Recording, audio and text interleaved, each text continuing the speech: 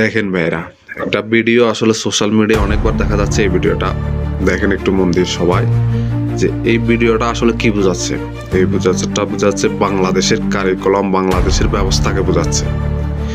বাংলাদেশের ব্যবস্থা কত ডিলে বা কত লেট, এবং বাংলাদেশের ব্যবস্থা ফোনা কতটা ডিলে হতে পারে, যে বা কতটা অসচেতনভাবে বাংলাদেশের কর্মকর্তা কর্মচারীরা কাজ করে, যে যখন পানি থাকে তখন পানির দরকার, রাস্তায় পানি দিব যেটা গরমের সময় দেয় সেটা এখন দিতেছে পানির মধ্যে, বৃষ্টির মধ্যে। এটা বাংলাদেশের ব্যবস্থাপনাকে তুলে দিচ্ছে। বাংলাদেশে ফায়ার সার্ভিসে ফোন করেন, আগুন নিভে গেলে তারা আসবে সব সময়। বাংলাদেশে পুলিশকে ফোন করেন, ঝগড়া ঝাঁটি মারামারি হয়ে দুই একজন মারা গেলে তারপরে আসবে পুলিশ। বাংলাদেশে ডাক্তারকেও ফোন করেন, রুগীর অবস্থা একেবারে, রুগী মারা গেলে তারপরে ডাক্তার পৌঁছাবে। সব কিছু অব্যবস্থাপনা। এই ভিডিওটা বাংলাদেশের অব্যবস্থাপনাটাই ফুটে তুলেছে।